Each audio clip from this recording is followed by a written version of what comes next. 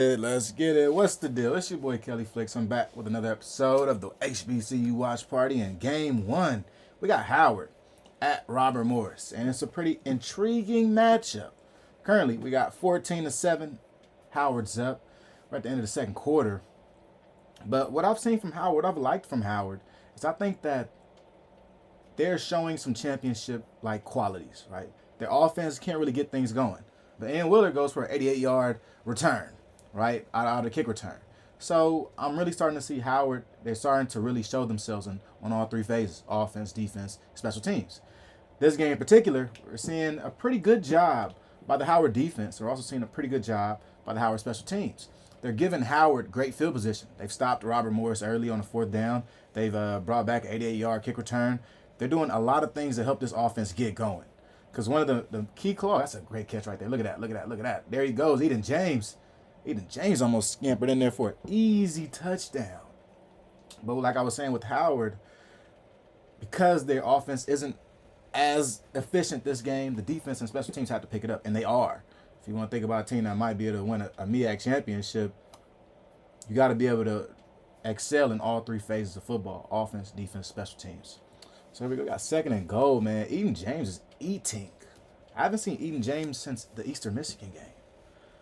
Hopeful that he can stay healthy for the rest of the season. I know Jared Hunter started. We've seen Ian Willer also. But Eden James, week one, looked like the star back for Howard. Got injured, but now he's back. There's no limp or anything either, so I'm assuming he's 100%. This Robert Morris team is a decent squad. A lot of kids from Cali on this squad, I will say. Got a bunch of them. A bunch.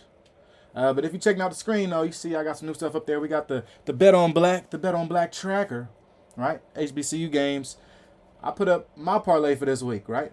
Put it up for you guys. You guys can follow along throughout the watch party, see what hits, what doesn't hit. And if they all hit, come on, man. Come on. Can't say I ain't tell you. So for my Bet on Black picks this week, of course, we got majority HBCUs. But let me go ahead and pull up the whole stat sheet. So here we go. Morgan currently, I got them covering 13.5 points versus Yale. They're at Yale. Yale's not very good. They have a very good running game, but they're not a very good team. I think it's going to be an under situation, whereas the point spread was around 40 points. I think it could get under. Right now it's halftime. It's 10-3. Yale is up. Get back into my Bet on Black after this red zone drive, though. Q Will down here. Let's see what Q Will does. He keeps it. Uh-oh. Oh, look at that. Q Will. Good touchdown. That's the Quentin Williams I want to see, y'all. That's the Quentin Williams I want to see. The guy that can use his legs. There we go. That's what I think takes Howard's offense over the top. When Quentin Williams, he uses dual threat ability. When he can use that, Howard's offense gets scary. You know, you're missing Casey Hawthorne today. You're missing your Wildcat quarterback, the guy that usually keeps the ball on a lot of these read options. Now we're seeing Quentin Williams do more of that this game. This is the second design run I've seen for him this game in this first half. I know there's probably more drawn up for him and more in the works moving forward this game. But I think in the game plans in the weeks moving forward, Quentin Williams has to be an integral part of this running offense. It can slow down the defensive back and linebacker on all these read option reads, right? You have such great running backs. The defense seemingly will really cue on them, right? They're queuing off of some of these running backs, some of their moves, because Jared Hunter is a guy. Ian Willer is a guy, right? They can make catches out the backfield. They run very well in between the tackles. You got to keep an eye out for them. Same with Casey Hawthorne. So I think if Quentin Williams can keep the ball and beat his one-on-one guy, Howard could be super scary, right? Right now, their offense is one of the best offenses in HBC football. They're in the top 5. And I'm just looking at the potential of this offense. You got a graduate student at quarterback, Quentin Williams, that can make all the throws, all the plays that you want him to make. Let's leave the ball in his hands a little bit more. Let's allow for him to make some plays on the ground. So we saw that there. He just kept it for a 10-yard run. It looked good to me. It was very smooth. I like the way Howard has been running their offense in the red zone this game. They've been very efficient in the red zone. They get to the red zone, they get the ball in the end zone. Earlier, before this touchdown, Quentin Williams threw a nice rollout pass against his body, right? Against his body. Nice pass. I want to say it's to Williams, Hezekiah Williams. So that's good. And then Speaking of this Howard team and Howard defense, the defenses look decent, man. We're talking about 21-7 game right now. A pretty good game, right? A pretty good game. Robert Morris has tried to go for it on fourth down. Couldn't get it. Just a little bit inaccurate. As far as what I'm seeing from Robert Morris, this is a decent team with some athletes on it, but they don't seem very disciplined, for one. And for two, offensively, I don't see an identity. It seems like they're trying to get anything going. Like, through the air, it seems like they want to get things going through the air, but they can't. And they can't rely on the run. So you're stuck in a lot of and long situations. Like the fourth down I talked about was a 4th and 10. Like, it wasn't no 4th and 4. It was like we have to get the ball moving. We can't keep punting the ball and making our defense play against this potent Howard offense. So I'm seeing Robert Morris right now. They're angling a little bit, right? They're angling to stay in this game. But I'd like to see if Robert Morris can consistently move the ball and get third downs, right? They got it off a chunk play last night. How they ended up getting 8 touchdowns off chunk plays. Can you convert on third downs? You're going to need to do that this game. And if you can't, it's going to be a long game for Robert Morris. I got Howard winning this game too, by the way. If y'all didn't know. Got Howard winning this one. Picked Howard to cover the 7-point spread. Thought 7 was a little low for them. I picked Howard to take this. This is the game that is, of the non-conference games that Howard has, that's winnable. Very winnable. Let's make sure my audio and everything's straight. I just had a whole bunch of talking. Howard to cover the 7-point spread. Nice. And I got my weekly picks down here too, but let's get into we're winding down now in the second quarter. Let's get into my bet on black. So here we go. Like I said, I got Howard covering the 7 points. I think that's pretty much a lock. Another game, we got Norfolk and North Carolina A&T. I got Norfolk State winning that game. I got them winning. You can see on my picks down here, I got them winning. One of my locks for this week. I think Norfolk State, coming off the win that they just had, they're going to come in against A&T. Oh, pause. Pause. They ain't coming to nobody. But I think that North Carolina A&T is going to walk into Norfolk State, and they're going to be pleasantly surprised. Because, for one, North Carolina A&T right now, they're going off a lot of face value. The team that's on that field could win 3 games, maybe. The coaches, the coordinators and things like that don't seem to have a lot of this offense dialed in. The offensive coordinator does not have this A&T offense dialed in. It looks terrible. It looks very bad. They might not throw a touchdown this season. I think that's how bad it looks. And moving throughout the season, other teams are going to find tendencies and realize that they're doing a lot of scripted things, and it's almost robotic type play calling. I think they're going to start queuing in on things like that. So Norfolk State, headed by Dawson Odom, I think they absolutely cue in on this and just go crazy against the North Carolina A&T team. I think this is going to be the wake-up for North Carolina A&T. Like, they're going to go, wow, like, we really let Norfolk put up these type of numbers against us. I think that's what type of game it'll be. The spread right now is in favor of North Carolina A&T by 5.5 points. Go take that money. I think it's money on the floor right now. I think Norfolk covers that and wins by even more. Give me Norfolk by 14 points in this game. A&T has no answer offensively, and they haven't in the past 4 games. I don't expect them to wake up this game and magically have something figured out against a Norfolk team that's beginning to trend up. It's almost like a match made in hell. You don't want to see that. A team that's trending up and a team that's trending down. That makes for a blowout. That makes for a blowout. If you're watching USC versus Colorado, that's an example. A team that's trending up, USC. A team that's trending down, Colorado. Don't want to have that happen when you're a college football team. And look, man, if you're a coach, it just happens like that. But from the fan perspective, you can see it. You kind of see these things coming. So next we got Hampton. Hampton and Richmond. Hampton's at Richmond, and they are 17.5-point underdogs. I picked Hampton to cover this game. Hampton and Chris Zealous. I'm a little wishy-washy on Chris Zealous. He doesn't throw the ball very well. He's a turnover. He's an apple turnover. I can't even front. He's an apple turnover. But on the ground, Hampton is different. They are different. Probably one of the best FCS teams in running the ball. Oh, wow. Howard got a fumble. Yo, this Howard defense is stepping it up against Robert Morris. Robert Morris looks lost and confused right now. That's how he sent him in the half on a fumble. They sent them boys in the half on a fumble. So let's finish my bet on black. Hampton, I got them covering 17.5 points. We got Campbell and North Carolina Central. I'm waiting for that line to come out. I'm picking the over. I'm not sure what the over is going to be, but I'm picking the over. I think it's going to be an offensive shootout. I think this game definitely gets over 40 total points, maybe over 45 total points. Last year, we saw Campbell actually absolutely smash North Carolina Central. Like, smash them. Up front, running the ball, pound town. That's what it was. It was pound town over there when they would and they faced off against these boys, North Carolina Central. But I think it's gonna be different this year because they're gonna be at North Carolina Central. Not sure if North Carolina Central wins this game. I'm not. If there's a game where you've been waiting for Davis Richard to really show himself and really show his true colors, this is it. I think that this game, Davis Richard is gonna have to play his best for them to win the game. Campbell are not world beaters, right? But this Central team walked into Campbell last year and got whooped by close to 30 points. It's a mindset thing. You're going to need your best guys to play some of their best games against teams that, last year you went up against and just were all outmatched. This next year, your top guys, your leaders, the Devin Smiths, the Davis Richards, those guys, Khalil Bakers, Juwan Johnson back there, they have to lead this team, right? If you're going back to Celebration Bowl, this is around the time where your leaders have to step up and help you guys get a win. I think Central can do it. I'm interested to see the spread. And then also, lastly, we got FAMU. I'm taking FAMU straight, taking them straight up. I'm taking FAMU straight up over win at Mississippi Valley. Some folks are talking about Mississippi Valley, and they might be this, they might be that. Or they are what they are, right? A team that lost to 2 Division II teams. You can't expect them to wake up and start being this world-beating team all of a sudden. It's not going to happen. It's going to take a couple seasons, right? So if it does take a couple seasons, here's what I'm thinking. Valley might go over. Valley might go 0-11. I'll go add another team on that. Delaware State also might go 0-11. If Delaware State doesn't beat Virginia Lynchburg today, they're going 0-11. Book it.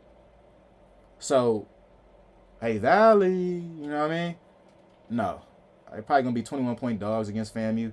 FAMU has everything figured out. Valley is still rotating quarterbacks. That's the difference. Valley can't stop anybody defensively. Can't stop Central State. Y'all probably know where that is. They can't stop Central State. Can't stop Delta State. Can't stop North Carolina Central. You can't. It's nothing. You can't stop anything. So now you face off against FAMU, and I talked about it on the show, man. They might be going 0-5 after this next 3-game stretch. But FAMU is not the team you want to play right now. They're not. They're not. They went against a good West Florida team. Let's start off from the top of the season. They beat Jackson State to start the season, right? That's morale boost times 100. Next game, you play South Florida. You battle it out with them to the end of the game. Your quarterback throws for 350 yards. You might be feeling good after that loss. The next game, you play West Florida, a team where people thought they might get upset. FAMU has a chip on their shoulder. They knock them off, 31-10. The next game, you play a home game against Alabama State, what people have called the best defense in the SWAC. Knock them off. Valley doesn't seem as formidable as these other opponents that have been on FAMU's schedule. I don't know if Valley's as formidable as West Florida. Let's be real. Gulf South, I want to say Delta State's in the Gulf South. They may play West Florida, and I'm pretty sure West Florida will probably win. Well, Delta State beat Valley 2 weeks ago. Convincingly. They beat them by over 25 points, so take that for what it is.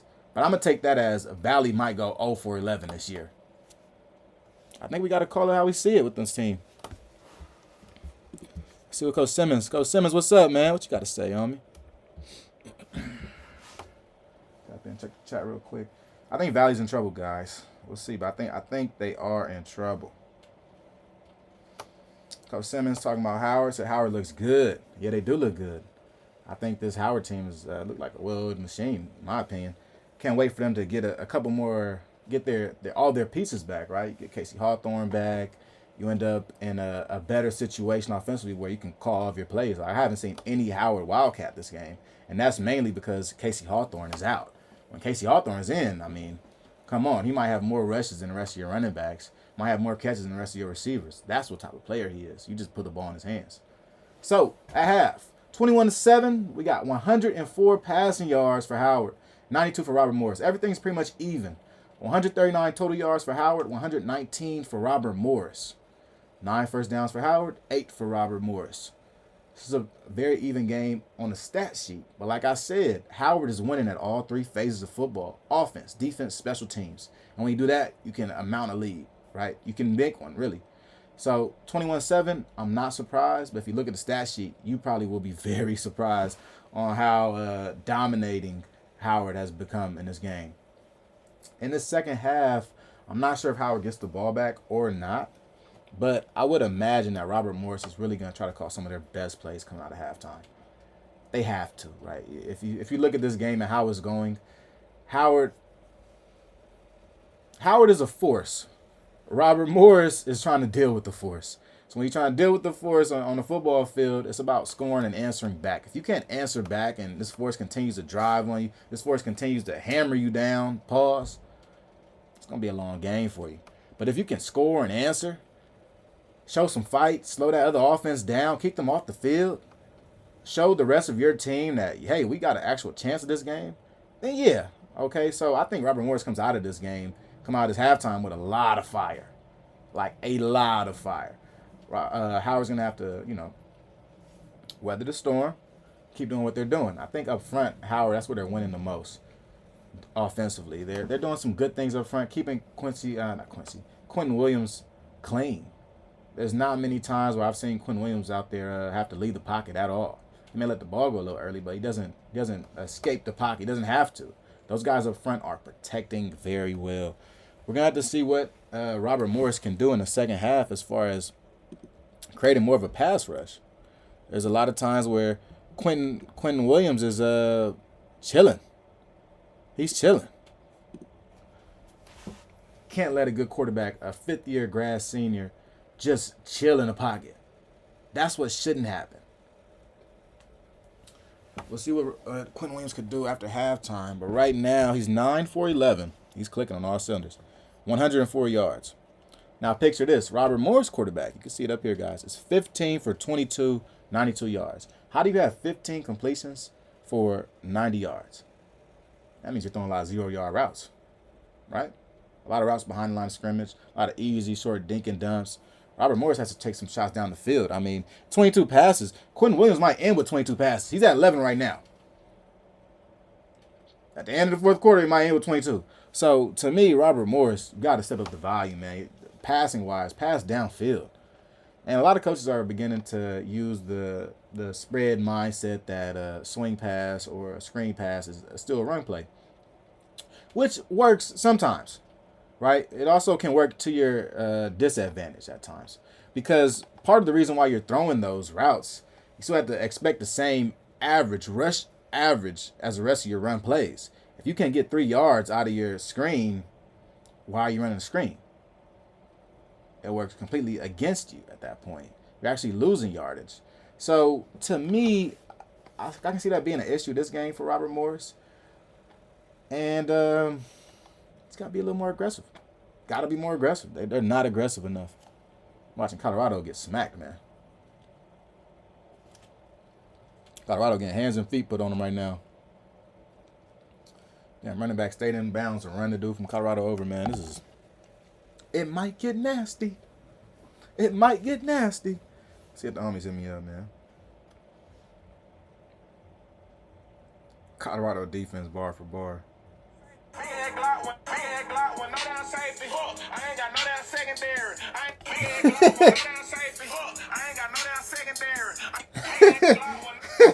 They ain't got no damn secondary.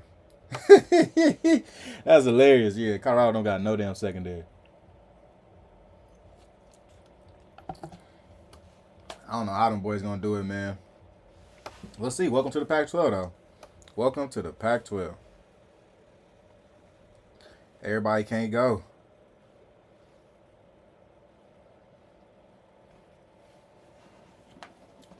About to come back out of half. Let's go on. Let's check the rest of these games across the HBCU space, guys. Let's check them out. Let's check them out. Let's check them out. Let's check them out. Let's check them out. Hey. Here we go. So, end of the first half. Morgan State. Oh, man, they just opened it up on them. 3-17 right now. Morgan State is losing. Guys, we got to have them cover. They're not covering right now. That's 13.5 points. They are not covering. Wow. All right, so they got half to get out of, but we'll see if they can do it. Our game is 21-7 at halftime, of course. We see Howard is dominating this game so far. Probably going to have a very good showing. We'll see if they can finish. Let's check out. Okay, Bama State plays later. Virginia State leads Shaw 7-0 right now, guys. 7-0. Oh, wow. Jay Boyd. Virginia State's defensive. What school is he on? I'm not sure. Shaw. He's on Shaw. Shaw's star defensive back, Jay Boyd, has been ejected. That's tough. Don't want that to happen, especially not lower levels.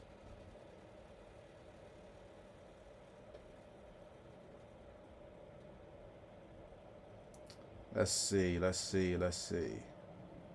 Sheridan. I don't want to talk about that. Let's see. Moving the rock again. Alabama A&M is heating up, man. That ski game at noon is going to be super lit.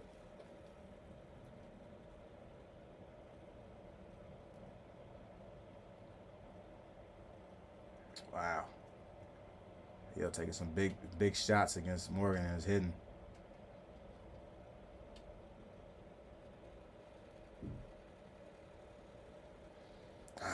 Tough to see Morgan go like that, man. Getting touched. So a big thing about Virginia State too, and I did say that 7-0 against Shaw. Make a point against that because this past week, boy Stephen Gaither and Chris Ferg, they was on the D2 show talking on HBCU Game Day about how they think Virginia State could be the #1 team in D2 HBCU football. Well, here's the litmus test right here. Two guys that played the same team, right? Virginia State plays Shaw this weekend. They play Shaw this weekend. Currently, the game is 7-0, first half. Benedict plays Shaw in week 1. They won the game 52-0. So if you're going to sit here and tell me that Virginia State is the best D2 team, I need to see them put up 50 points against Shaw. Because I think it's Benedict. Benedict is the best team in D2 football. They're the team that can't be touched. They are known as the fist up front for a reason. Luber Danellis will be playing in the NFL pretty soon. Very soon. Not to say none of the Virginia State players will get a chance.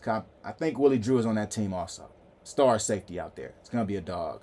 But to say that Benedict, who has dominated every HBCU team for the past 2 years, is all of a sudden not the best D2 HBCU team because Virginia State upset Norfolk in week 1, not going for it. Not going for it at all. Not going for it. I don't even think Virginia State wants to see Benedict. I'll say that. I'll put that out there. I don't think any D2 HBCU or D2 school in general wants to see Benedict. Benedict has only allowed 10 points through 4 games. 4 games. They're probably going to beat Morehouse by 100 points today. No cap. No cap. It might get really bad. So, yeah, I just can't go with that, man. The whole discussion. And we're at halftime. It's halftime, guys. Halftime. Let me put in the chat halftime. So y'all know. I'm just going off on all my HBCU talk right now. Halftime. Just going off on all my HBCU talk. But, yeah, this whole Virginia State. Let me go ahead. I'm going to put this in the chat for the homies, too. Because I know they for sure want to hear about it. But, yeah, I'm not saying Virginia State ain't good enough. But I'm saying Benedict has done nothing to show me that they aren't #1. That's like not ranking Georgia #1 this week because you feel like USC has just been dominating and they won some games they weren't supposed to win. Like, no, Georgia's still Georgia. That doesn't change. USC is USC. But Georgia's still Georgia. They're still the national champions. They still return. They still bring back everybody. The front 7 is still crazy. There's nothing to touch. So I'm not with this randomly, hey, I think this week this team is better. Like, no. We're in week 5. Both teams are 4-0. I get it. But watching the games, seeing the dominance that Benedict puts on for show every week, you got to think like, wow, I think Benedict is probably the best team. Just watching the games. But, as I said, let me throw this in the chat for the homies, man. Let's see. Winston-Salem State playing Lincoln right now. No score, 0-0. 0-0. Let's put this in the chat, man. Shout out to the best, the best D2 HBCU in football, Virginia State, man. That's funny.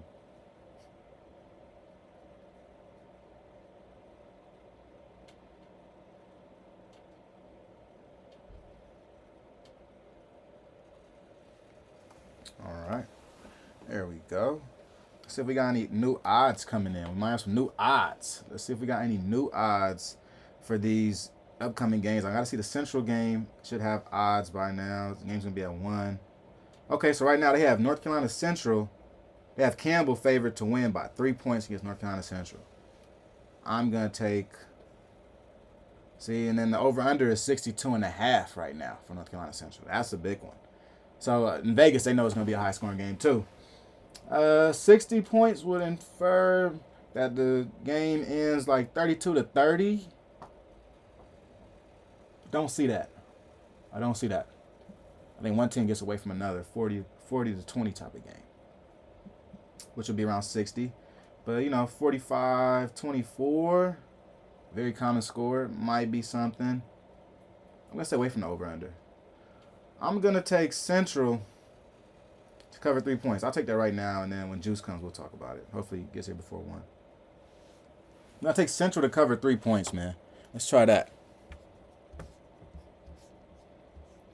What's the deal, Blindy? Appreciate it, man. Appreciate it. Getting through, we're going to dive through all this stuff during half times. Be able to talk about the rest of the HBCU space while Howard is at break right now. But, man, when them boys come back out, you got to watch it, man. Got to watch it. But let's see. Let's go through the rest of these games.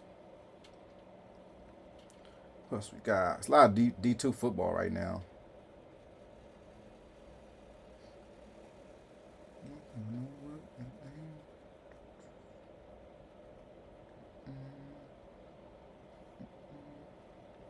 All right, yeah, that's it. That's it for our D2 games.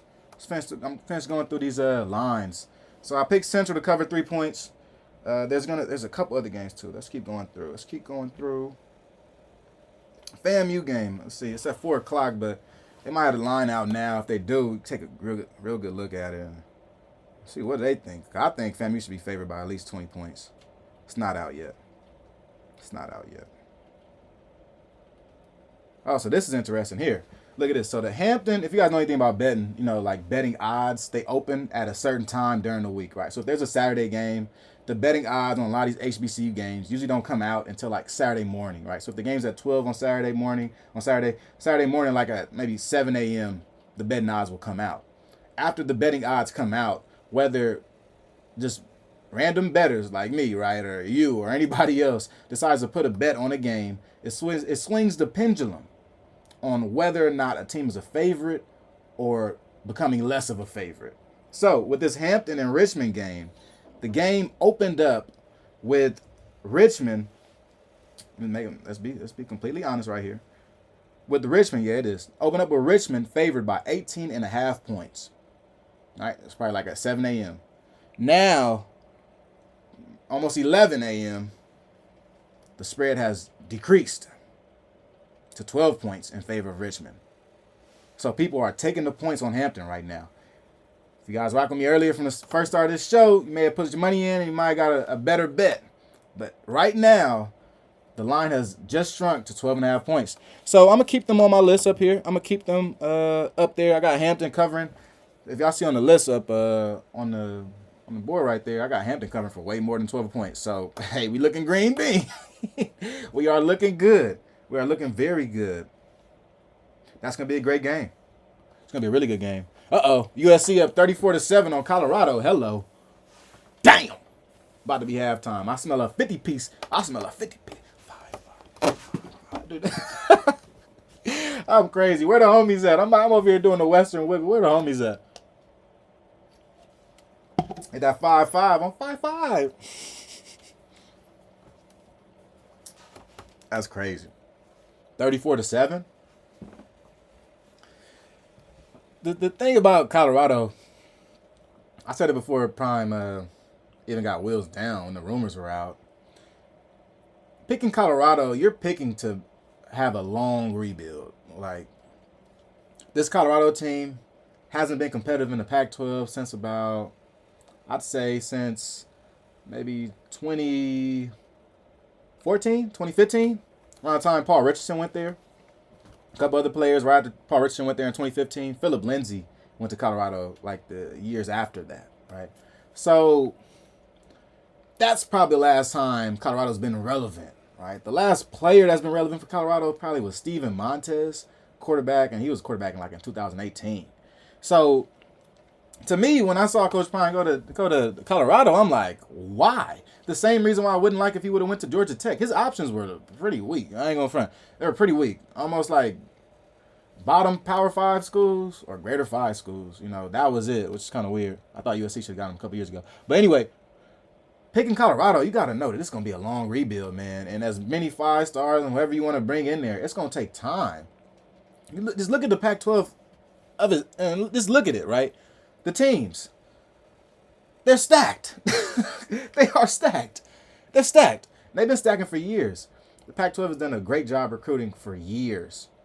So a lot of these guys that you see, that's a good touchdown by Shador right there. Good keep, man. But a lot of these guys you see that Colorado's playing against, they might be playing against a 5-star, but the kid could have committed there like in 2020, bro. Like they're literally being developed by these coaches, these Power 5 training staffs and support staffs for years.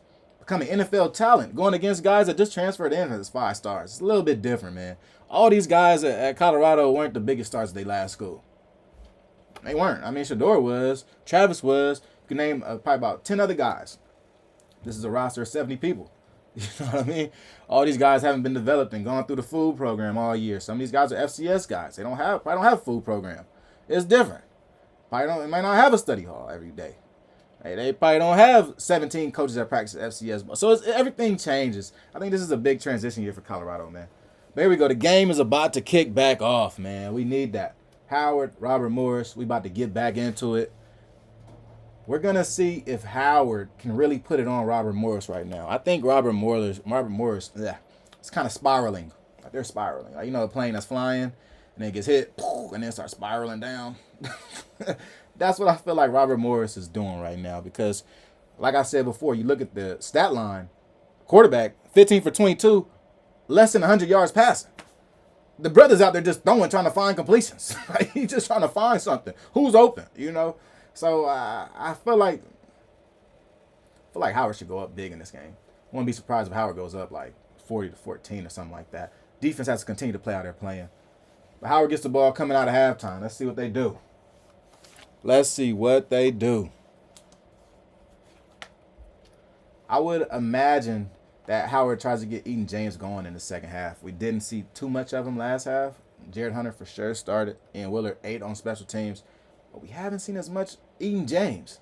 Maybe we see some more Eden James in this half. We see him get going. And another receiver I like at Howard that hasn't gotten going this season yet, Wayne Dennis. Big transfer, 6'4" transfer out of Northwestern this past offseason.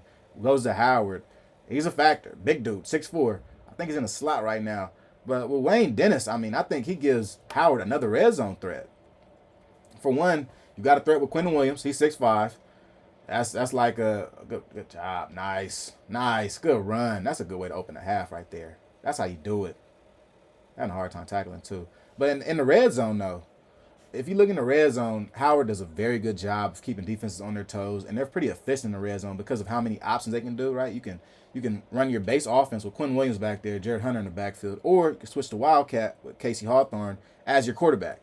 Have Ian Willard come through as a motion man, or Eden James as a motion man. So that gives you options there. Another option, I think, is the jump ball to Wayne Dennis. I think Wayne Dennis could be a factor. I don't see why Wayne Dennis hasn't gotten as many targets, but I do understand when you're winning, you're not always concerned about trying to get anybody in particular the ball. It's about, let's keep doing what we've been doing, right? Let's keep doing what we've been doing.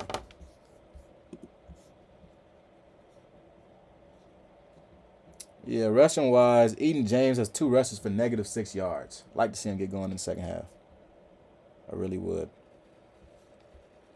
Receiving-wise, Eden James has 1 catch for 27 yards. My boy Wayne Dennis is not even on the stat sheet right now. Tough. Let's see, we got the game cast on here. Hopefully, I wish I could show you the game cast. There we go. We got the game cast, baby. Nice. Follow here with me, man. If y'all not watching the game and you're trying to watch, it's on ESPN Plus. If you got ESPN Plus, tap in. If not, just stay with me. I got y'all. Don't worry about nothing. Nice swing pattern, right? Oh, look at that move. Jared Hunter is filthy, yo. First down. Move the sticks. You throw a swing play on 3rd and 6 and get the first. Robert Morris is in trouble. Trouble.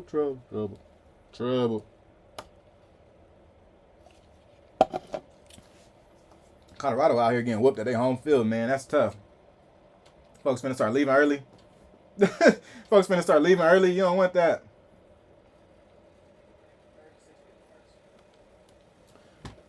Love Howard's spread offense, man. I love it. So comforting to see it. 3 receivers on one side, isn't it? This feels right. Yo, Jared Hunter has touched the ball 3 straight times for Howard just now. Run play, swing, run. That boy getting up slow. They gotta get that boy some oxygen on the sideline, man. How you come out to half and feed that boy like that? Eden James, you're up. Let's see what you got, Eden. I really like Howard's receiving core, too. It's a lot to like about this Howard team. The only thing I don't really like is Quinn Williams at quarterback, but I've come to deal with it and understand that he's been there. He's been the starter for the past 3 years. It's very difficult to move on from the starter, the guy that you've been developing for 3 years, because, quite honestly, you think that you have built him into being the best player that he can be and the best player for your team. So, coaching-wise, this is bad. Eden James, first down again. Too easy. He's not even getting touched. It might be a gap thing with Robert Morris. All these defensive linemen are out. They're not in their fits when it comes to run game tracks. They're not in their fits at all. Everybody's out of position. There's just random gaps open. Robert Morris' offensive line is getting pushed around.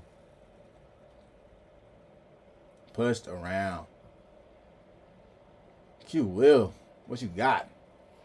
I'd keep it back on the ground, man. Robert Morris can't stop it. They got, 5 guys in the box right here? 5 on 5? We got numbers. Yeah, run it. Nice, another one. Eden James, here we go. Another first down.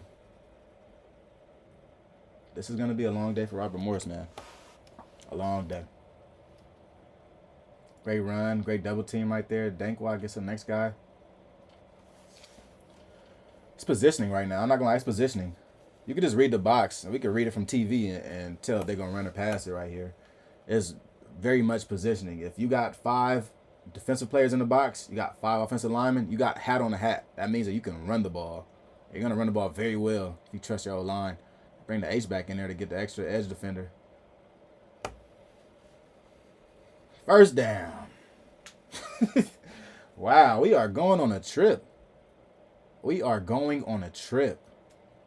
Howard is working it. Look at that. Another run play.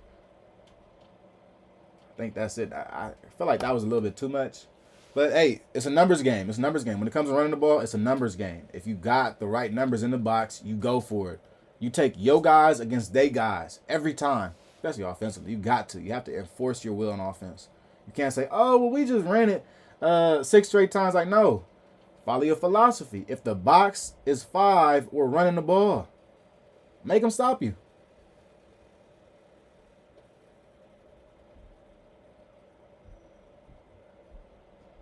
Q Will, good throw. That's a dime. They call it no catch. What's all that hate for? I think that's a catch. Shifty slot dude out there, 4. Good catch right there. They're going to call it incomplete. 3rd and 11. If anybody's ahead of me, man, let me know in the chat. Let me know what's happening in the chat, man. Tell me. I'd love to hear it. It's a great throw. He caught that. He dropped the hell out that ball. They didn't give it to him. 3rd and 11. It's a definite passing down situation. But guys are getting open on this Robert Morris defense. Let's see what Howard can do. Who's the go-to guy without Casey Hawthorne? It's Quinn Williams. I'd go for this. But you got a 4th and 6. I'd go for it. Yeah, that's the offense staying on the field. I like that. Yeah, wave him off, Q Will. I like that. Stay on the field and let's go make a play.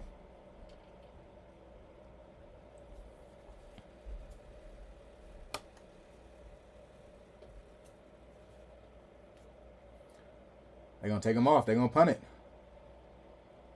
It's tough. Tough. Hey, when your defense is playing this well, you don't want to put them in a bad situation. But if you're on the 35-yard line, go for it, man. Go get it. Quick snap.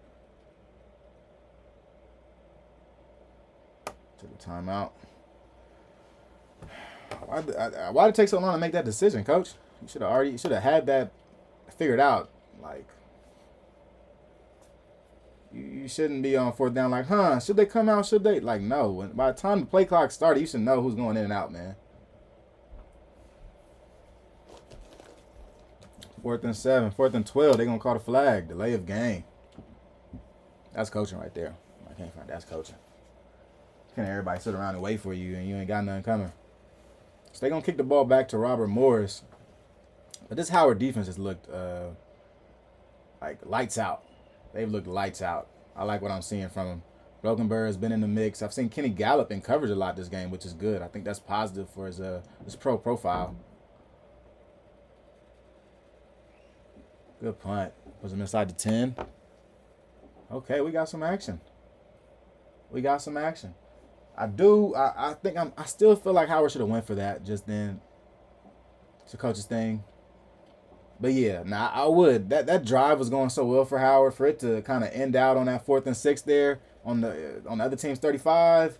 Like, let's take a chance. For real, like, let's take a chance. I trust Q Will. I trust my offense to get a first down. Let's move it. Because really, if you can keep that drive going, get in the field goal range, get into the red zone, now we're doing something, right? You pick up the ball at the 10-yard line, make a great drive. To end it like that just doesn't feel right. But hey, man, that's why I'm not coaching, man. That's why I'm doing YouTube right now. That's why I'm on YouTube with it right now. I don't got a headset on. We'll see if that comes back to bite Howard in the butt on this upcoming drive. Check the stats real quick, y'all. Check the stats. Let's see what's up with it. That's a game cast. Here we go. Stats. On that last drive, wasn't too many pass plays, but Quinn Williams did get up to 10 passes now. Completed 10 passes, 115 yards. Not bad. Not bad. Rushing wise, Howard is now up to 69 total rushing yards. Our guy Eden James now up to 6 carries, 11 yards. Right, so I said right out of half, they got to get the ball to Eden James more. It's exactly what they did on the opening drive coming out of halftime. Jared Hunter right now is 9 carries for 23 yards. Ian Willer is 2 carries for 23 yards. That look pretty good. Anybody, y'all got any score predictions for this game? Anybody predict a winner? I know some people were probably thinking Robert Morris. Some people, I saw some Twitter talk where people were doubting the Bison. A little different to me, seeing how this Robert Morris team played this year. They don't look that special. They don't look that good. I mean, come on, the boys is like 2-2. But I do got a chance right now. Check out the scores from across the nation. Let's see what's going on. Okay, so Albany State is beating Kentucky State 13-3. Albany, actually they're up 20-3. Wow, Kentucky State. It's tough. Kentucky State started a new quarterback. Here we go. Okay, so let's keep going through all the rest of them. Virginia State. Let's see. Virginia State. A couple games going on right now. Everything's going on right now, guys. All right, so let's go off Virginia State for a second. Elizabeth City State is beating Johnson C. Smith 13-0. We got Winston-Salem State is beating Lincoln 20-7. Lincoln, come on, y'all. Step it up. Oh, good, the game's back. We got Virginia Union beating St. Augs right now 3-0, first quarter. What other games we got? Let's keep it going. Let's keep it going. Let's check in on our Morgan game. Morgan still down 3-17. Halftime is about to end. What other games we got? Keep it going, Flex. Keep it going. What else we got? That's about it. That's about all I have for now. Let's get back into this game.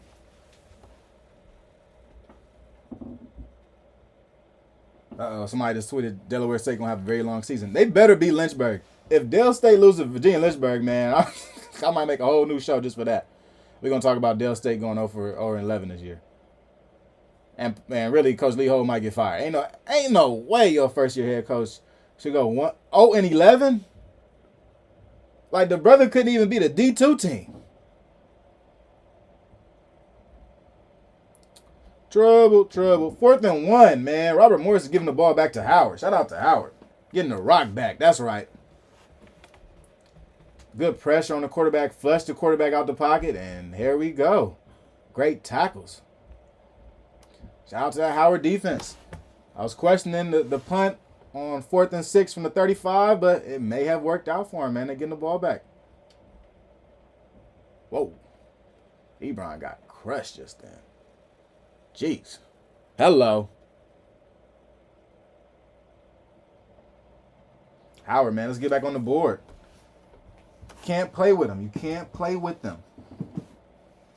Oh, our next game.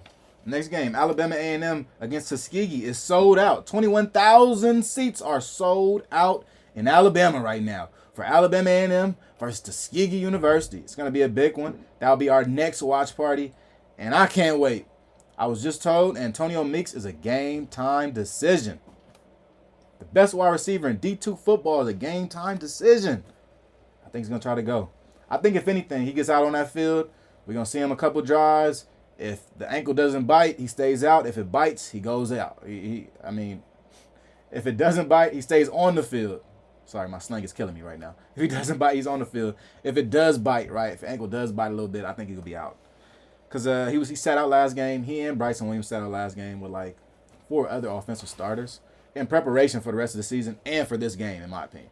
So you want Antonio Meeks to play this game. He's a game time decision. But I think your game time decision is just putting him out there and seeing how well he does in the first 2 drives. If he's ineffective, you take him out. If he's effective, you act like nothing happened. Okay? Because you want to win. It's about winning, man. It's football. Everybody's hurt. Everybody on the field is hurt. Can't wait to see that game. That's going to be a very fun matchup. And that's a Division I versus Division II matchup. But I'm still excited for it. I'm sorry. Tuskegee is Tuskegee. Can't change that. Miles College is up 14-0 currently. Look at that. Who's Miles playing now? Central State. Miles is up 14-0 on Central State right now, guys.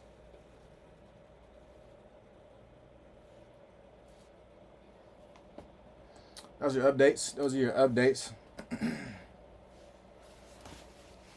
Back to the game, though.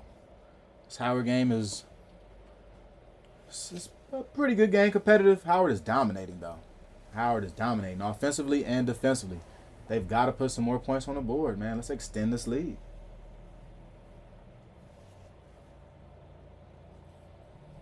Back to the game, though. Arms right now, 3-0. First quarter.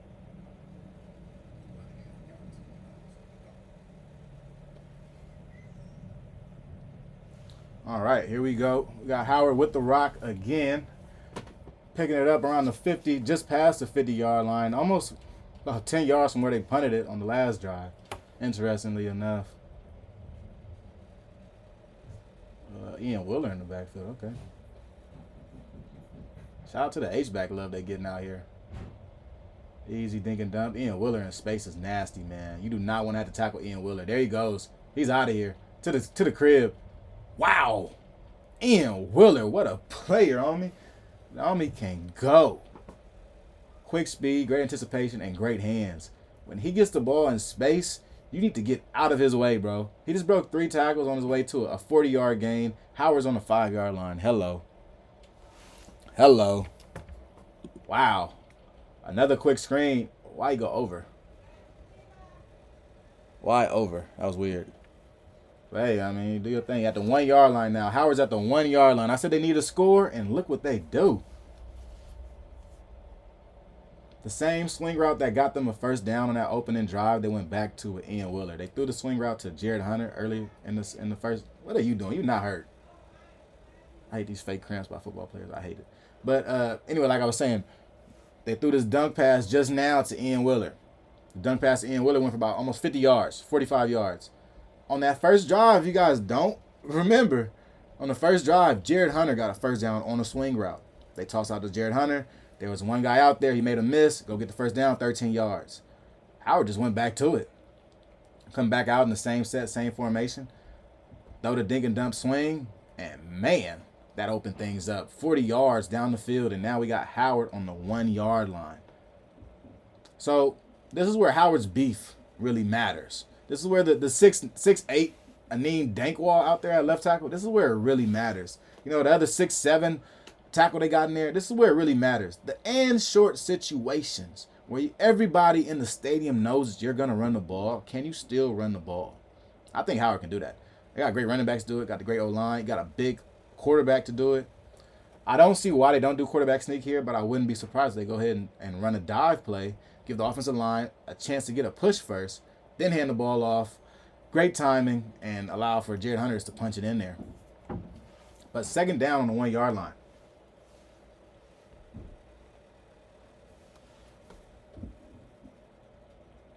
Here we go. It's a long time out, man. I ain't here trying to teach these kids how to play football, man. You have to be talking about the plays. I'm trying to teach them how to play football. I shouldn't be talking about no moves. Robert Morris coach over here talking about what moves to do. No. What play to run? We need all 11 of y'all to run the same play, bro. What the fuck you talking about?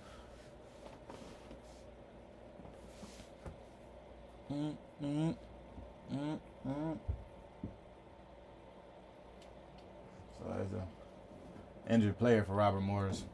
There you go. I see Wayne Dennis down here at the bottom. Probably wouldn't throw the fade right here. But I told you earlier, man, they need to start getting Wayne Dennis involved in the red zone. The cat 6'4" receiver. He's your biggest receiver.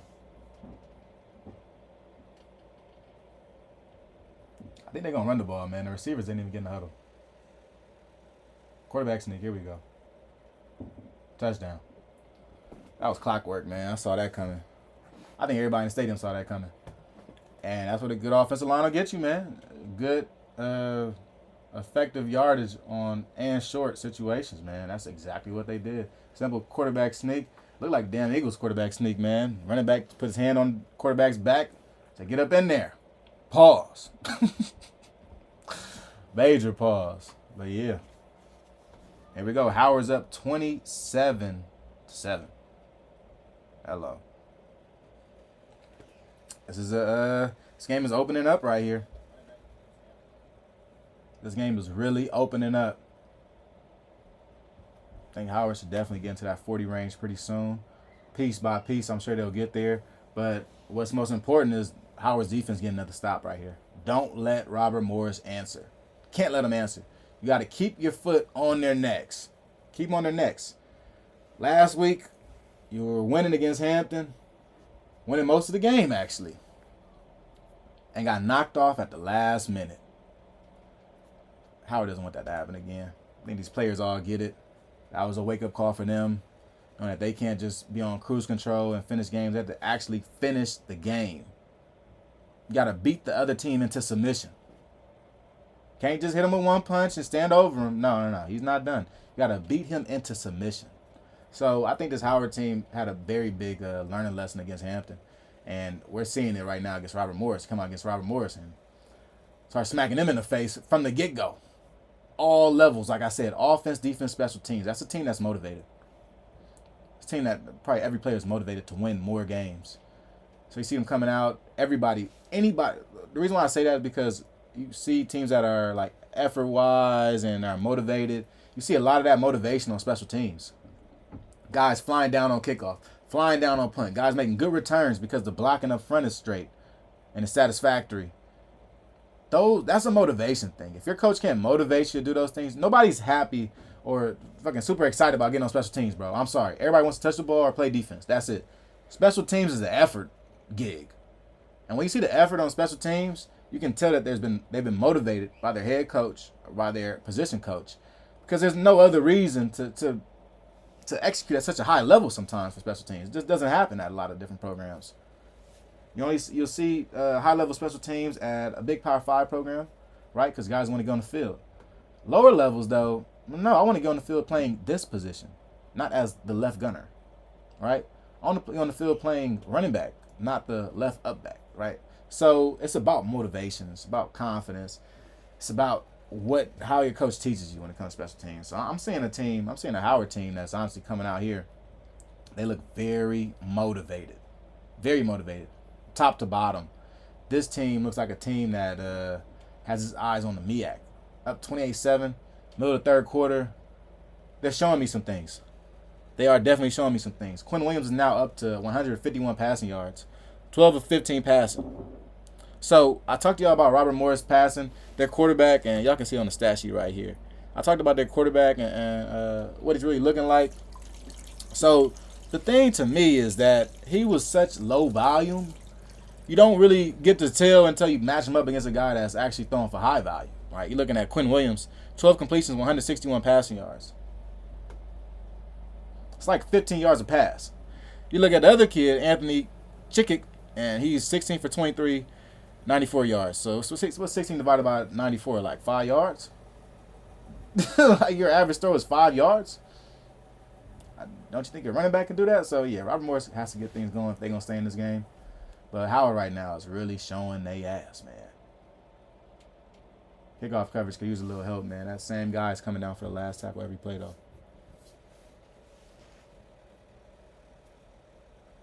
Let's see if this Howard defense can stay on him, man. I want to see more Broken Bird this drive here. Usually, you see towards the latter parts of games, strong edge rushers, man, really start to make a difference.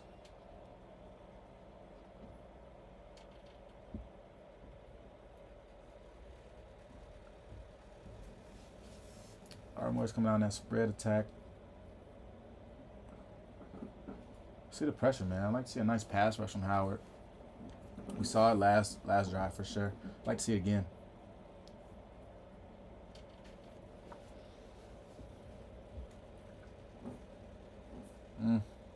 Cover sack. Wow, look at that. Oh, speaking of the devil, man, I just talked about defense. They forced a fumble. Wow. Wow, they got it back. Robert Morris came out, tried to run all hitches. All hitches across the board. It was locked up from the go. It's kind of, wow, that's a great strip right there. I was talking about Broken Bird, but that was Stewart that just got back there. Took the quarterback's right arm off, and the ball flew up in the air. That's great defense.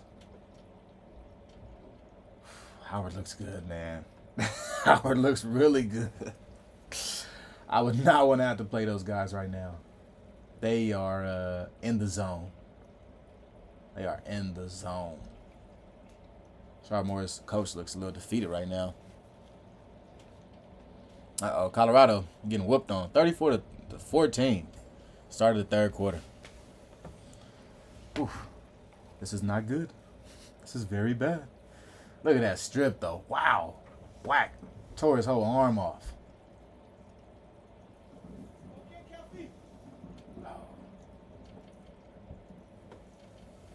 If they didn't have, if the pursuit wasn't so good, they probably would have got that ball, which is the funny part.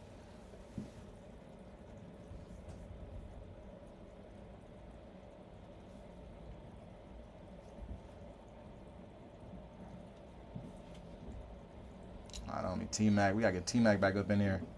Spend some time.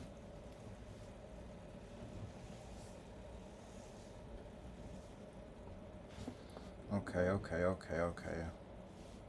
Let's get off Instagrams.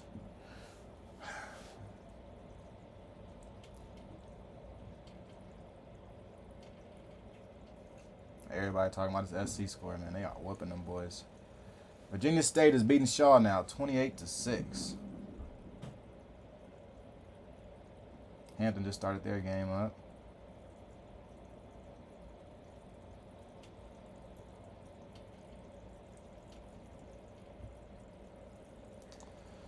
Yeah, Morgan State not looking that good right now. That offense is so bad. It's terrible. Terrible. They're down 3-24 right now. End of the third quarter. I don't think Morgan's going to cover that 13.5, guys. I do not think they're going to finish. They're going to cover that. I can't see it. We got 5 minutes left in the third, though. Howard team is handling business right now. Other games. North Carolina A&T is up on Norfolk State to start the first quarter. What happened? Damn, that was fast. If that game gets out of hand, we'll flip to that for sure, guys. Over-under on that game is 40 points.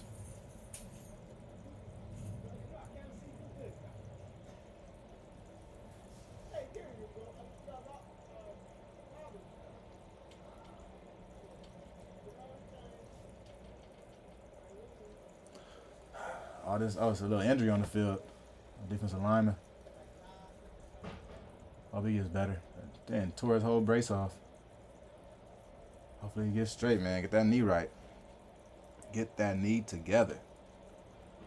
Norfolk and North Carolina A&T, man. Old MEAC rivals facing off against each other. We watching the MEAC game right here with Howard playing, but old MEAC teams also heading up against each other. You got Norfolk and North Carolina A&T. It's gonna be a good one. A&T is pretty bad. Let's see what Robert Morris got, though. It's a third drive out of the half.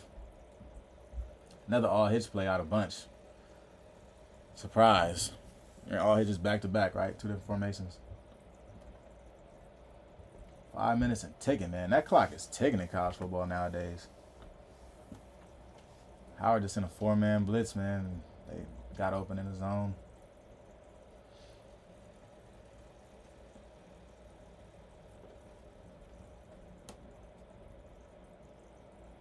Howard defense pretty stout. Pretty stout. It's like a 2nd and 8. What they gonna say? What they gonna call this? They're moving the sticks. First down. Yeah, here we go. Robert Morris just passed the 50-yard line. Howard, let's tighten up. You should have had the ball back. You got a strip sack. Oh, good hit, boy. That's how you fit him up.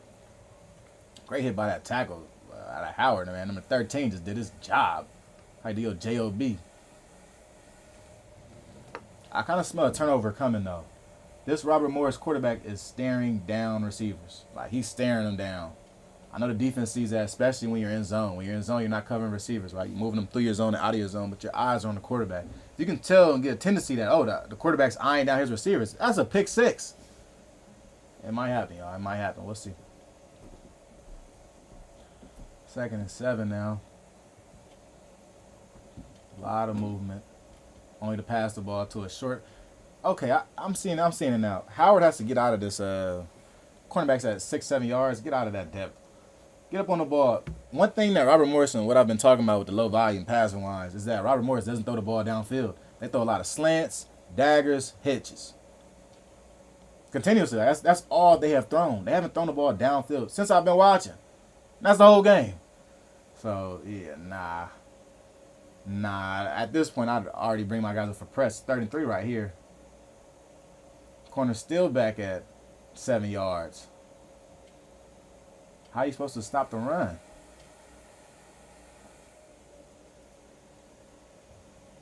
Jet sweep. Nope. Good stop, Howard. Great stop. That's how you rally to the ball. Robert Morris has a lot of little smoke and mirrors. They run a lot of smoke and mirrors for simple plays. They'll run smoke and mirrors for a jet sweep, right? Like all the motions, people moving, different formations, weird formations, just to run a jet sweep. Like it's simple. It's just smoke and mirrors. You want to disguise it with all the different motions and the tight end and the H-back moving together from the right side to the left side. It doesn't change the fact that it's just a jet sweep. And there's no counter from it anyway. So offense it looks like a lot of nothing. A lot of nothing. That's all it is. All this movement to just do handoff? Nah. 28-7 right now, man. Third quarter is winding down. I can't tell if Robert Morris is trying to wind the clock down or what, but it's just under 2 minutes. Take a quick break from this game.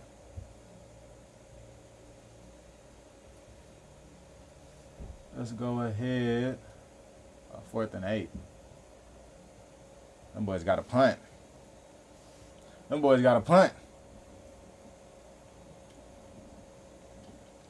So y'all see down here on my weekly picks. Y'all see that Norfolk State is there. So I'm expecting Norfolk State to beat A&T. I'm expecting the dub. We'll see if it happens. Currently, North Carolina A&T is leading 7-0. 7-0.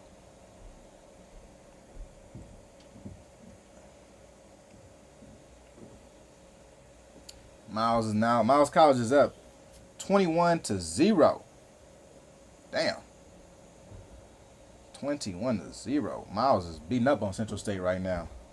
Then we got Albany State beating Kentucky State 27-10 currently. Whew, that's tough.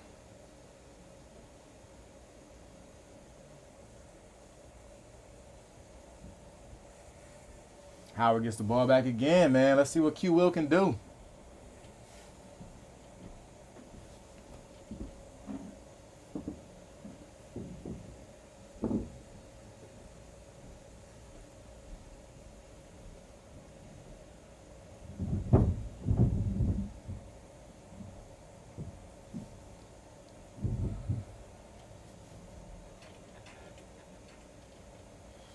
Here we go. I missed that first one.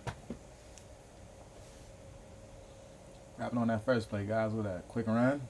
Look, I'm seeing a 2nd and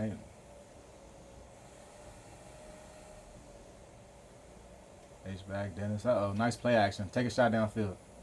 Oh, Howard's killing him with the crossers. These linebackers at Robert Morris are very shallow, man. Quinn Williams is throwing like right over their heads to the next guy. Running dig routes, crossers is easy.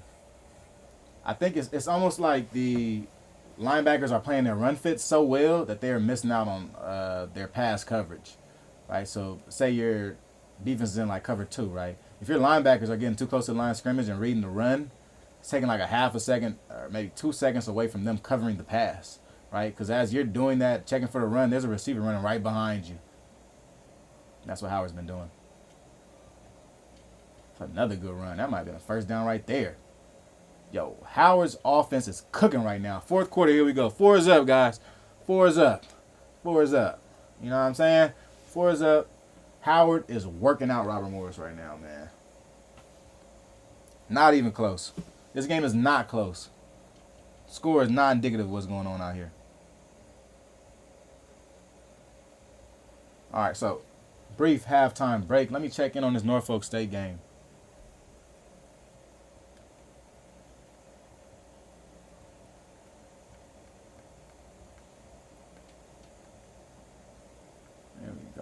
How did A&T score so fast? It had to be defensively. Ain't no way they scored offensively.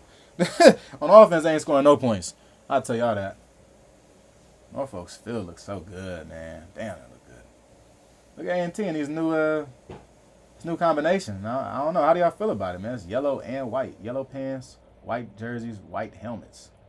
I've never seen them wear this before. Norfolk got a safety already, so it's 7-2 right now. Wow.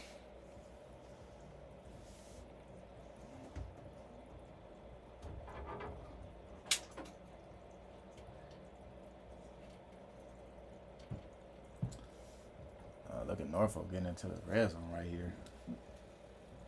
Howard game is at the end of the quarter, going to the 4th quarter, guys. Just taking a peek, taking a look-see. Take a little look-see. North Carolina A&T is leading 7-2 against Norfolk. Norfolk has the ball at the 6-yard line. A&T's 6-yard line. 3rd and 2.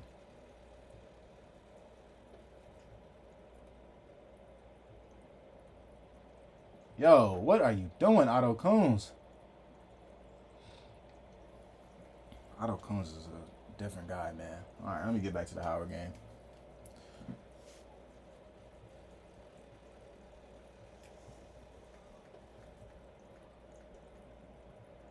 Oh, they got the Miles game up here too. Nice.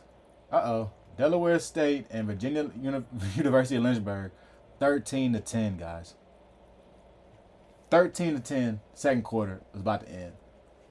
I gotta turn it on, bro. I told y'all they might go 0-11, man. I told y'all. And if they don't win this one,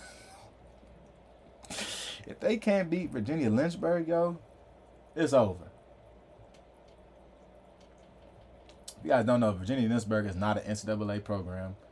Virginia Lynchburg is a school that has a schedule based around any school from NAIA Division II to Division One. They travel every week. They have a home field, but they travel pretty much every week. Right now, they're losing to Dale State 13-14, second quarter right now. That's a problem. That's a problem. No way Virginia Lynchburg should be anywhere close to a D1 FCS program. Lynchburg doesn't even have scholarships. Put that in perspective for y'all. They have no scholarships. Probably put together some academic scholarships for the boys to get out there and play, but they have none. Like no athletic scholarships. No, their athletic department does not say, here you go. Here's 10 scholarships for football. Like, no, there are no scholarships for football.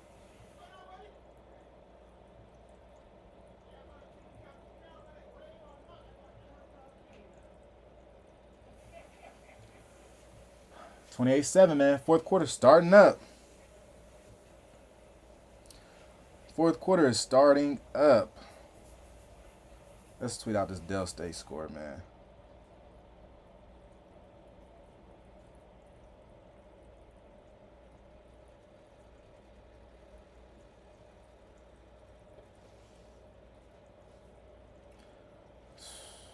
No way it should be that close to that team.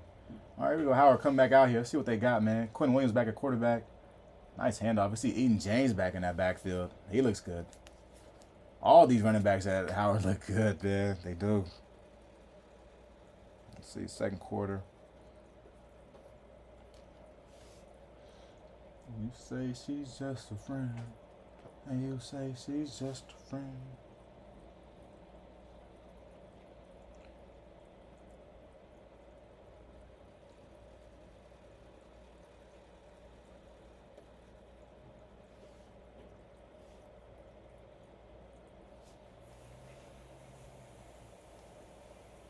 All right. Wow. Yale just scored another field goal, 31-3. Wow. Yeah, the homie Juice about to lose some money, man. He wanted to bet that Morgan game. I told him they could probably cover the 14 points, but they will not win. And they are now down 31-3 against Yale. Them boys are spiraling.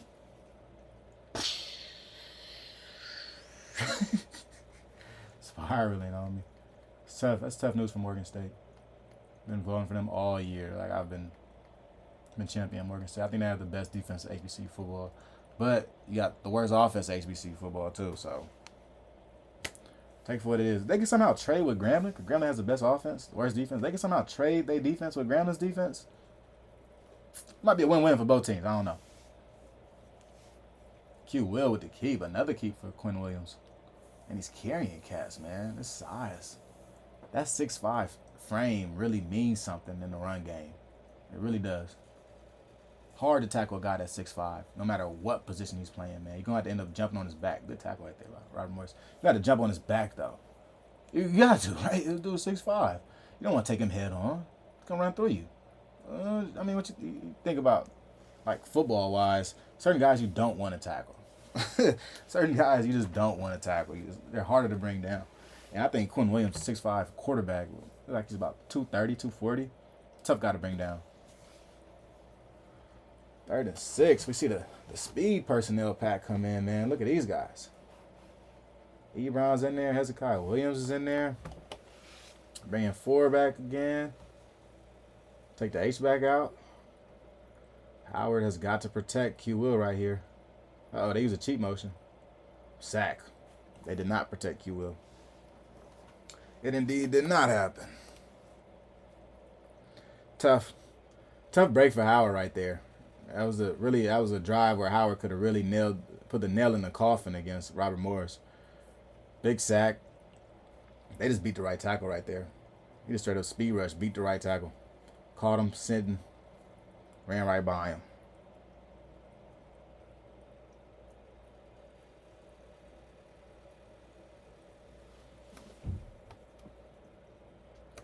Great punt, though. That punt is gone. Wow, good hit. These boys are banging today, man. They are banging today. see if we got any other scores, guys. You know I keep y'all updated, man.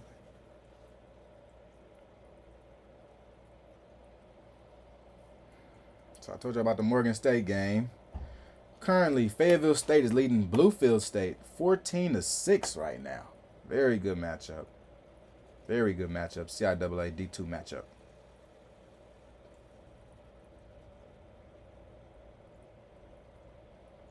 So FAMU is now a 27-point favorite over Mississippi Valley, guys. 27-point favorite.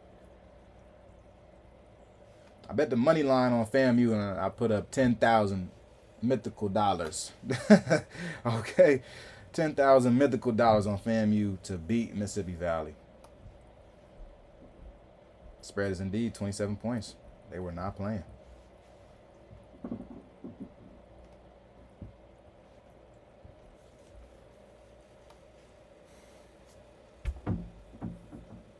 Offsetting fouls. We got 11 minutes to go in this fourth quarter, guys. The Alabama A&M and Tuskegee game is getting closer and closer. Can't wait to see that one. That was going to be a great game. Looking at USC right now, about to put up 40 points on Colorado. It's 34-14. Third quarter left, and it's 8 minutes to go. It's going to be a long game for Colorado. Long game for them boys. A little bit of extracurricular from Robert Morris up here. What's that about? What is that about, player? Let's see what else we got.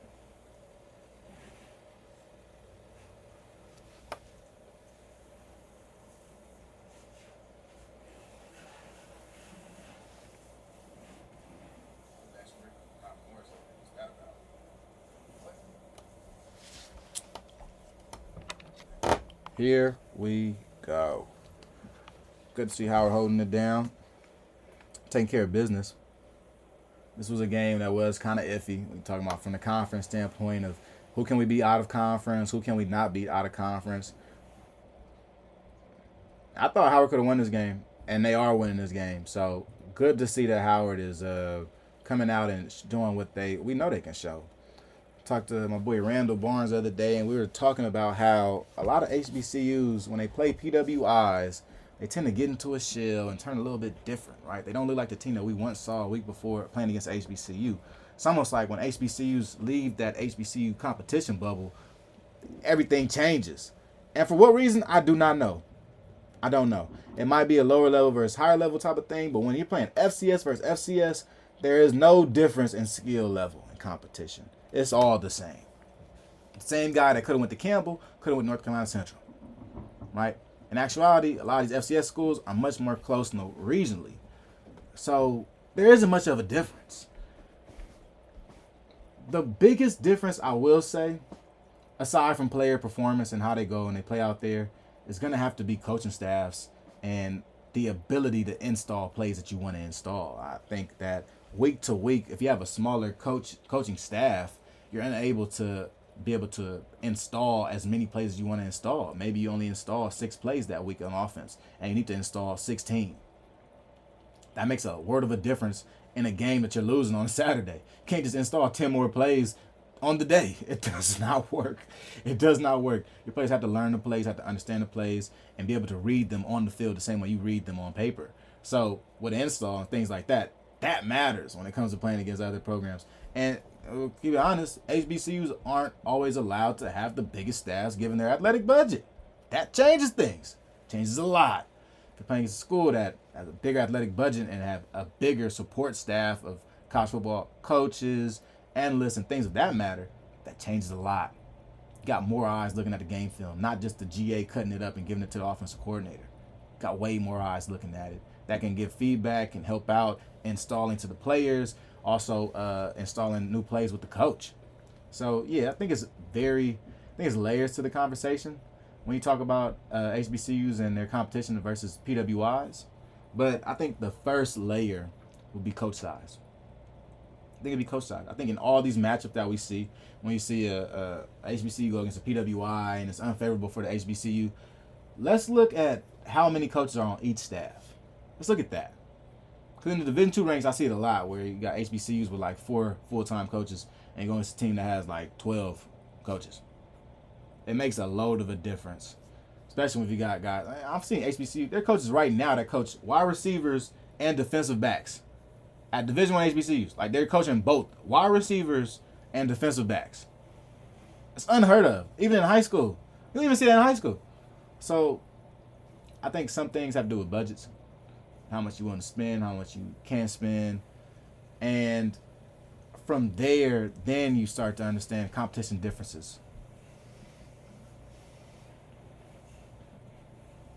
Let's get back to the game, though, man. Too much talking about everything else. Hayden, what's the deal, my boy? Skiggy up next, homie. We got 10 minutes till Skiggy, man. 10 minutes till Skiggy. Surprised you ain't at the game, player. Got my fam in the building. Shout out to my boy Hayden. What up, Aunt? You gonna love that. Robert Morris is waiting on a prayer back here, man. Waiting on a prayer. Big blown coverage, though, man. They got the first down on that. Too easy.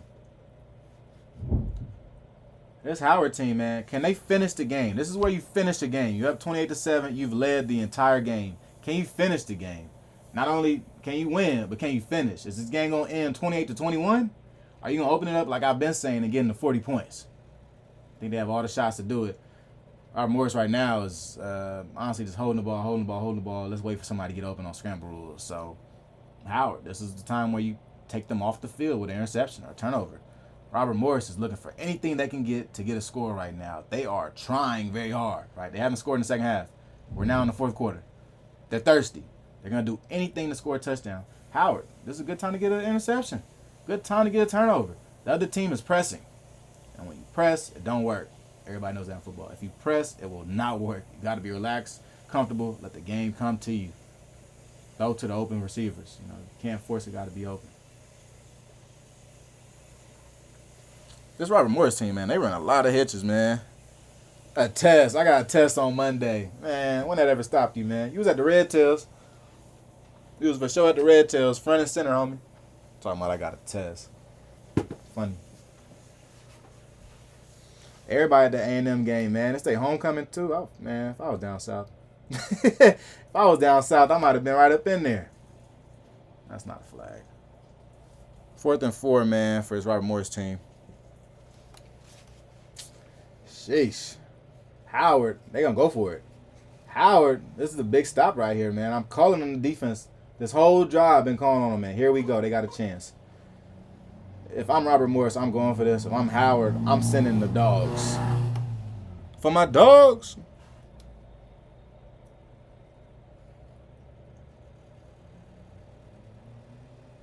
Fourth and 4. What would you call flicks? Short crossing pattern. You see that receiver at the bottom? I wouldn't be surprised if he comes through for a drag. Maybe some razor action. Yeah, here we go. Razor from the opposite side. Straight man and random motion. Yeah, I saw that coming. You're playing as man. You want to get your guys moving in one direction and keep them going. Don't want to slow them down for nothing.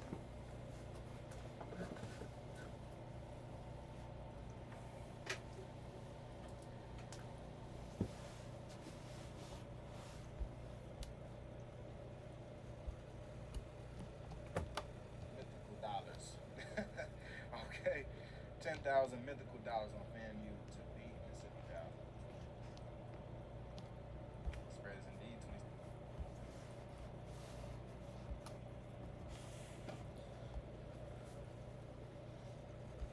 It's good coverage. Let's go ahead and bounce back.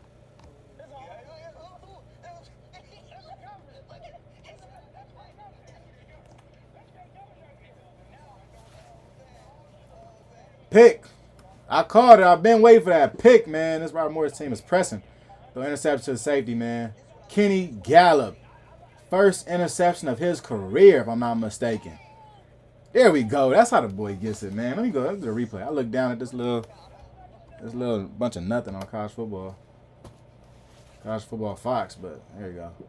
Drop back, just take a shot. This is his first time throwing downfield. Pick. That's why they don't let that boy throw downfield. I see why. I see why they don't let his ass throw downfield. That was terrible. Not even close. Colorado scored a touchdown. Good for them, man. 41-20.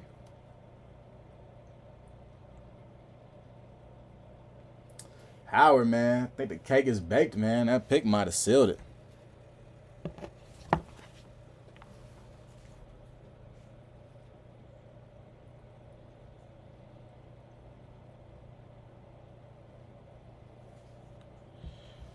Oh, it's going down.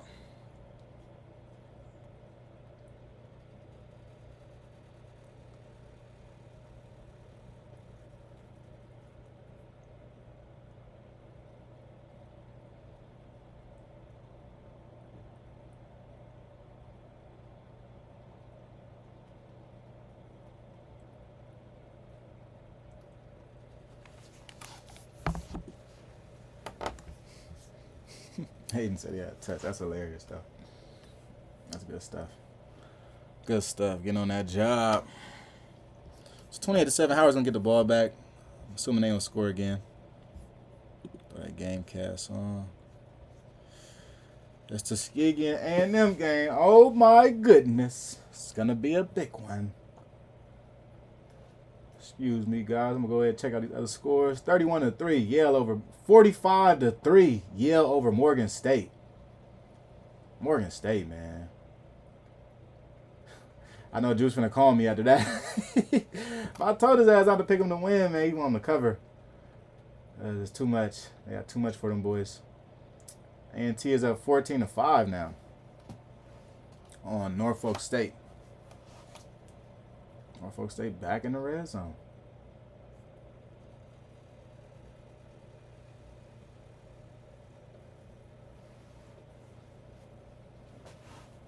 Norfolk State got some good weapons. They're kind of young, but they got some weapons. I'm not a big fan of the quarterback they got, man. Otto Combs, I'm not a big fan of, bro. He's kind of fun at times when he's making the right play, but play to play, I'd probably go with Cameron Sapp. Transfer out of Florida A&M.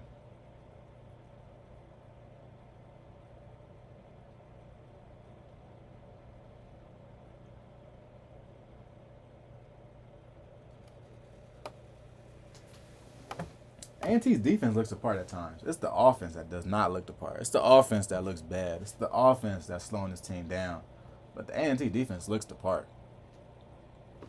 At least enough of the time they look the part. I mean, shit, if you don't got no offense and you just on defense, bro, it's like at what point are we going to find something that's going to make something go on offense? We're getting stops. Norfolk is built on the ground. Well, I definitely thought it was going to be a low-scoring game. Talk to you guys about how they both like running the ball. But I did not like A&T's offense. I'm not sure how they scored 14 points. They did, though. So, hey, I mean, shout out to them. Let's get back to Howard.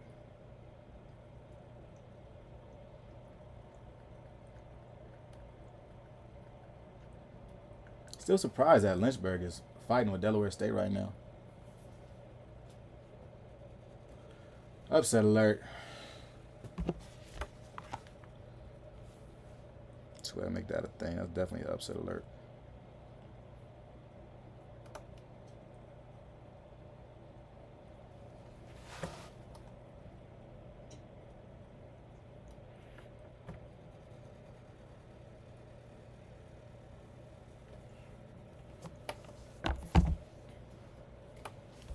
$7:25 to go in this game. Winding it down.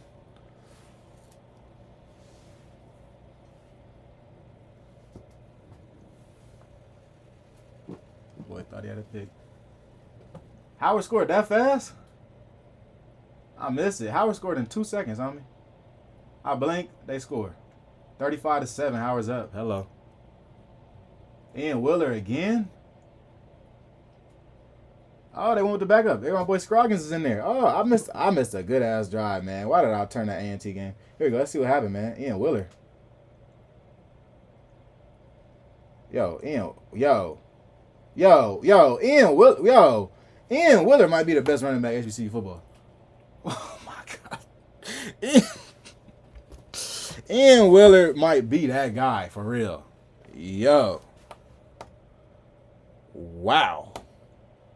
One carry and go. Ian Willer just went for 65 yards. Hello.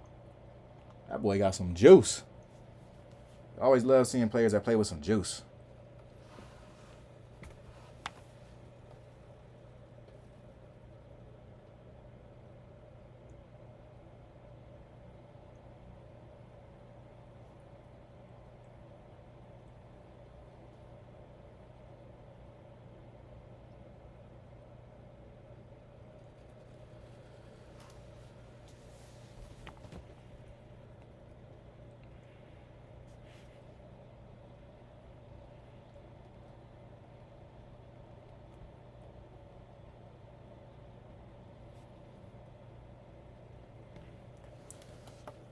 No way Dale State loses this game, man. What, again, locked up? Penalty? Robert Morris looks bad on me. These boys look bad. Quick touchdown to open it up. But 35-7, they're getting around to that 42-7 I was saying, y'all. It's ugly. It's officially ugly.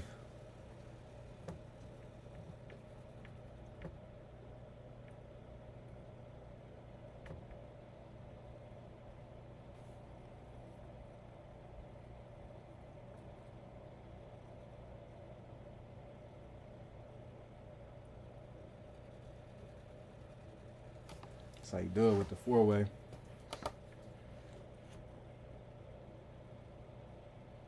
Yeah, this Robert Morris team looks bad right now. Them boys ain't battling. Them boys are not battling. This is a game where I don't want to say the other team giving up, but it's starting to feel like it, though. We are feeling it.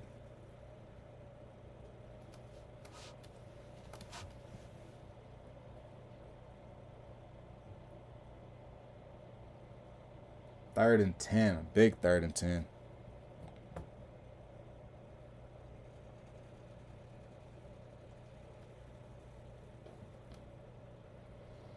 This might be 3rd in the game right here. Keep it honest. This is 3rd and it.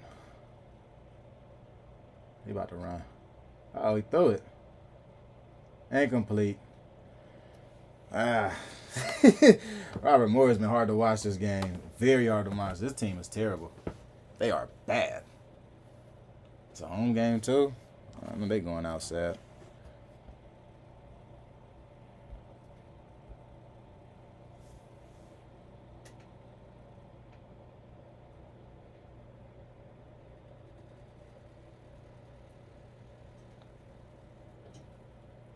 There you go. 7 minutes to go, man. Howard's doing their thing.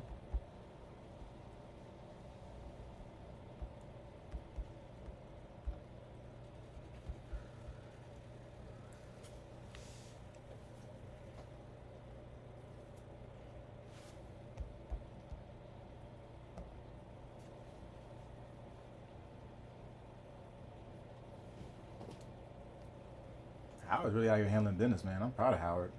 That was a great return, too. I'm proud of Howard right now. Y'all close to the A&M game. I think this game is cake been baked. Go ahead and get my final thoughts on this. I'm going to get out of here before the game is over because I don't think Robert Morris is coming back. I don't. And if they do, I'll eat crow. Maybe I'll hop back live if they come back. I'll hop back live. Don't check. But at the end of this game, man, a couple takeaways. Flex my takeaways. What are your takeaways from the game? Some of my takeaways. Quinn Williams looks like the guy. Howard is dangerous. And lastly, Robert Morris is not good. Robert Morris looks terrible. I think this Howard team is far outmatched Robert Morris. Robert Morris. I think Bowie State might be a little more competitive than Robert Morris right now. So this Howard team, not speaking anything bad about this Howard team. Howard looks great. Offense, defense, special teams excelled this game. Special teams got an 88-yard return. Multiple big kick returns. Been pretty good on kickoff coverage. Pretty good on punts. Punting. You've been pinning them inside the 20-yard line the entire game. Howard, special teams, looks A1. Defensively, they've only allowed 7 points. That's an A1 game. That's an A1 game. You even have a 4th down stop. That's a defense that is on a mission. All right, they bounce back from the Hampton game, come out here and look like the guys. They look like the team to beat in the MEAC right now. We're going to see what NCCU can look like. And if Central doesn't look good against Campbell, then, hey, man, Howard might get into the driver's seat of this MEAC football thing. Because you look at the roster, they're skilled enough, offensively, defensively. They have the coaches, they have the program, they have the look, the NFL guys up front, Aneem Dankwa, got the playmakers, Casey Hawthorne, defensive prospects, Kenny Gallup. They check all the boxes. So seeing them win this game is no surprise to me, but it is understanding that I think Howard is now taking that next step that we all wanted to see. Last year they go 6-5. They're MEAC co-champs. Okay. Then this next year they are taking that step. You almost beat Eastern Michigan. You lose to your rival Hampton by 1 point at the end of the game. It happens. The 1-2 record is not indicative of how good this team is. This team is extremely talented. They bring a lot to the table, and I think in the MEAC they will definitely compete. So that's all I got for Howard. I think Howard's going to look pretty good this season. They have a money game this next week, which is kind of tough. Might not be able to win it. But going into MEAC play, though, watch out for Howard. Watch out for them boys. They running double reverses now. Yeah, it's time to turn it off. All right, so I'll catch back up with y'all for Tuskegee at Alabama A&M for the game of the week.